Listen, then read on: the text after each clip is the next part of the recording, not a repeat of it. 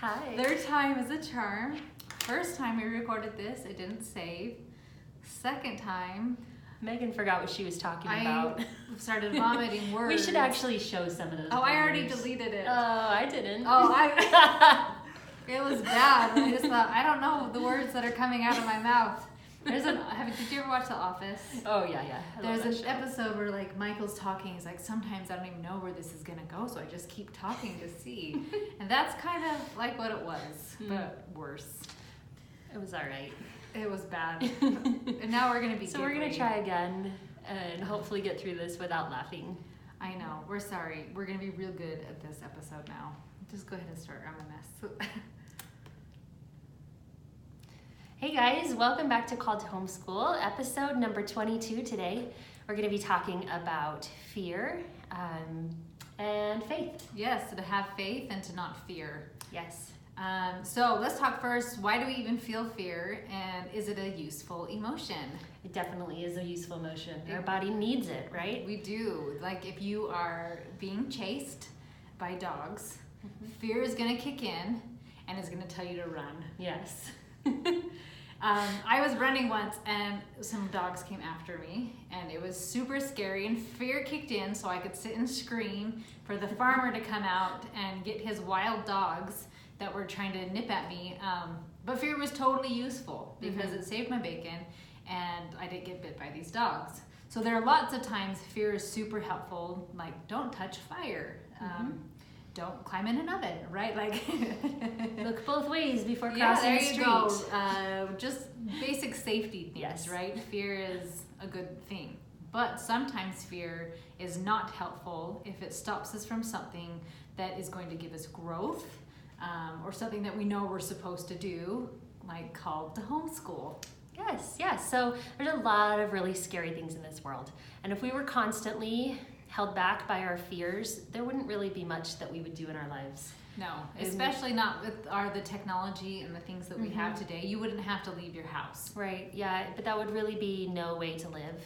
No, if your life is Netflix and Uber Eats and groceries can be delivered to your house, right? Like you would never have to leave. You'd never have to that'd leave. Be pretty cool. But and then you'd you'd be grow. afraid of like the cyber security and all of that going on. Oh, you would. Identity theft and anyway. Karyn's putting in lots of fears in your heads now. If you weren't afraid of that, you are now.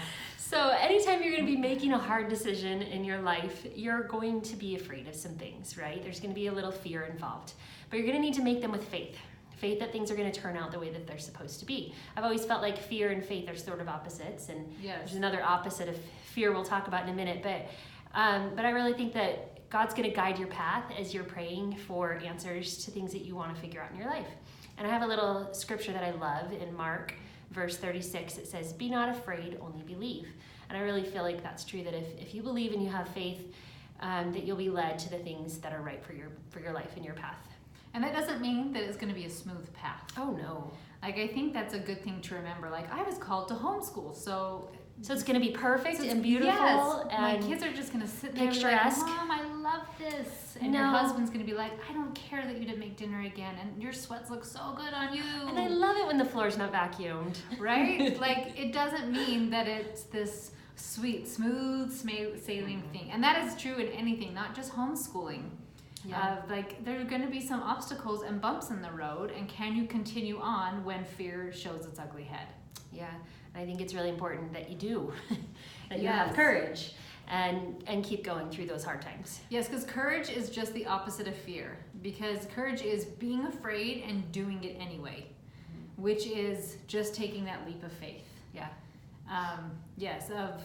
You feel this call to do it, and it's funny, it's now been 12 years this summer that I decided to homeschool, and I did freak out, and it was fun to kind of rethink what was going on through the summer 12 years ago, of yes, I'm totally gonna homeschool, and then I let other people's fears become my fears. Because fear is super contagious. It really is. And so if my cute friend Karyn here came with a nasty cough and is just hacking all over me, then I'm probably going to get a cough and I'm going to start spreading it to everyone else as well. Right. Your fear is the same way. It is super contagious. So if you start going, oh no, this could go wrong, and this could go wrong, and like the house could start on fire and you could all be social rejects and on and on and on, then guess what's going to happen to your kids? It's probably all going to be the case. I don't know about Right. the house catching on Yeah. fire, but Well, like, because you're not watching him, I don't know. but usually your fears can come true if you dwell on them for too long, or Yeah. if you teach your children about those fears, they're going to have the same fears. Yeah, there's a song, and I'm trying to remember who it is. It's like Pink Floyd or The Doors or something like that, but Mama's going to give her fears to you. Mm-hmm. I don't know how the melody goes, but I have a lot of musicians at my house, so I've heard that phrase, and so you can give your kids your fears. Like, I'm afraid you'll never read. Mm-hmm. And then your kid will make that true. Your fear, you will create whatever you are afraid of. Yeah. So homeschooling is a perfect example of doing something with faith, but not fear. Well, you may still have fears. But you'll have courage so you can push through it. Mm-hmm. But it is a hard decision to make. It is a scary one that you make often with a lot of fears behind you. And there's a lot of big fears with homeschooling. Megan's mentioned a few of them, but choosing the right curriculum, not having enough social interaction, not being good enough as a homeschool mom to do all the things, not being patient enough, and worrying what others think of you. There's just so many scary big things that can come at you with homeschooling. And if you let your fears stop you from making a choice that you feel is right for your family, then you're going to miss out on all the possible benefits that will come because of that choice. And you'll never know what could have been. Yes, because I think, look at the growth that has happened in us and in our children by having that faith and continuing to move forward. Yeah, I was just talking to my husband about this, how we were reminiscing on the days before kids and how much more fun we were. And I thought about it for a minute, and I realized that I really like my life a lot better now. And I feel like we were very selfish. And he said, well, of course, you're selfish. You're focused on only yourselves. There's no one else. But really, after having children and 15 years down the road of being a parent, and now 10, 11 years of homeschooling, I don't know, I've lost count, that I am a better person. I am stronger, I am smarter, I am more capable of doing hard things, and I love the things that it's taught me and the growth that I've had because of it. Yes, it's definitely being able to, I think every time your kid hits another level. So like, okay, cute, I was able to homeschool through elementary, but junior high, that's starting to get serious. And high school, yikes, that's way serious. Yeah. And so this summer we had some changes with because I would like to turn my kids' education over to them and ask them, what do they want? What are their results? And so my oldest wants a high school diploma. And like, if I were operating in the space of fear, then it wouldn't happen, because I couldn't help him figuring it out and working with a counselor and doing the things he needs to get his high school diploma. Mm-hmm. And the same with my other next two kids who decided to just skip high school and go straight to college. Like, operating in a space of fear, sometimes you stick your head in the sand. Like, sometimes you just want to check out. Like, I don't even want to deal with it. It seems so scary that like it's just going to be easier to not deal with it. Yeah, that's so true. But you got to push through those hard things and those hard feelings and those feelings of fear, and have faith that it's going to work out in the end. Sometimes you just have to take a leap of faith into the dark, not knowing what's going to be there around the corner or through that dark tunnel that you may go through. Those leaps are really scary and can be really hard and may even seem life-threatening at times, right?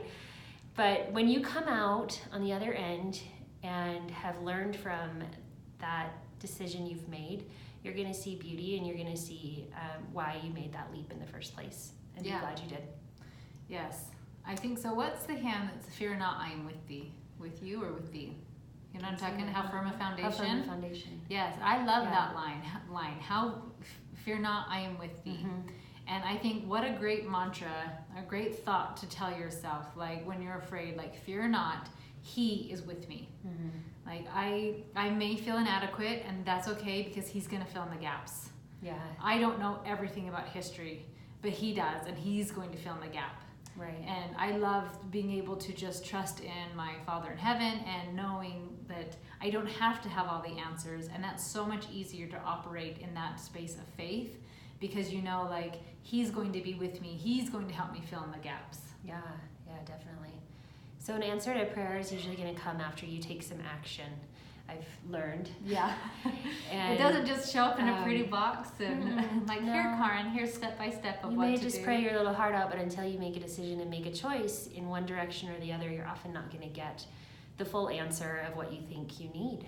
And if you're praying for the right thing for your family, you may not know the exact right even solution. And God will, and he'll direct you in the right way for what you need. And you'll be able to see a beautiful outcome. Yes, and you know, as I was talking earlier about fear being contagious, faith is always also contagious. Yeah. And so is courage.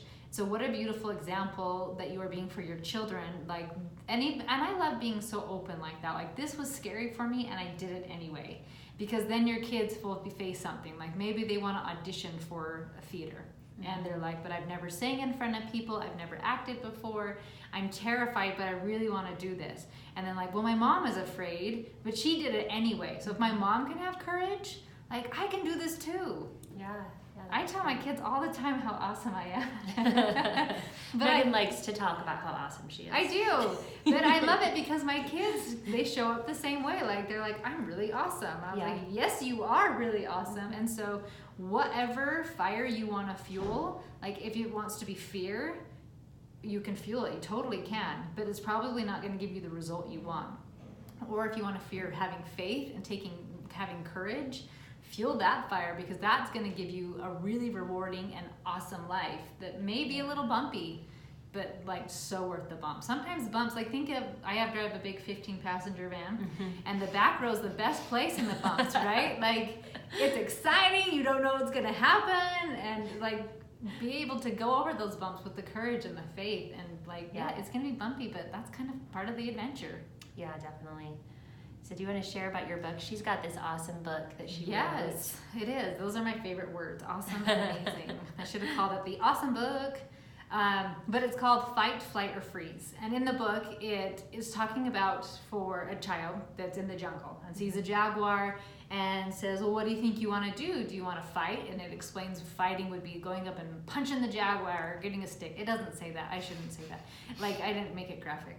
But like, that's what a fight would want to do, right? Or flight would be running away and getting out of there. Or sometimes you feel so afraid you freeze and you can't move. So it talks about with the jaguar, you probably wanted to run away and the fear kept you safe. But if you're at the park and kids are there and they don't include you, then a kid who wants to fight may want to go cause a problem or yell at them or be really angry and be mean. A kid who wants to flight, that's the kids who run away and just cry. Like, well, I don't want to deal with this. And freeze, it would be kind of just sulking, moping. I use better words for children, but like, you know what I mean. And then it talks about what to do with that strong emotion. And it's a cool acronym, taking a breath. And then it shows you like to stop, take 5 breaths. And relax, and then it goes through each one. So when your kid feels that strong emotion, you're like, oh, we're gonna stop and we're gonna take a breath, and then you're gonna walk it through with them so they know what to do with that strong emotion and can process it. And then H stands for hero, because hero, you're gonna then figure out how to conquer it. But you can't do that when you're in that super negative headspace. That's great. Which is another thing I'd like to throw in with fear, is that when you are in fear, you're hyper-focused on the problem. Yeah. Which is super great, right, if you're in danger. But if you're hyper-focused on a problem, being afraid in with school, like curriculum, then that's all you can think about. That's all you can think about, and you don't take the blinders off and think, oh, it's okay to try different curriculums. Right. Like, you're not married to anything, and you don't go to homeschool jail if you, like, this curriculum is the worst, and you get rid of it, right? Right. Like, you try out cute printables from Karyn's website and think, oh, this is awesome. So you're just being willing to try new things when you get into that good headspace. Yeah. So it's a great tip for you, great tip for your kids, and you can download it for free. We'll put it in the show notes, but you can also go to my website, thehippymama.org, which will be changing next month to coachmegthomas.com. I'm going to the .com world. And yeah, you can download that for free. Awesome. Thanks for sharing. So thank you guys for listening today. We hope that we have helped you to overcome some of your fears, or learn how to overcome some of those fears and push through those hard days.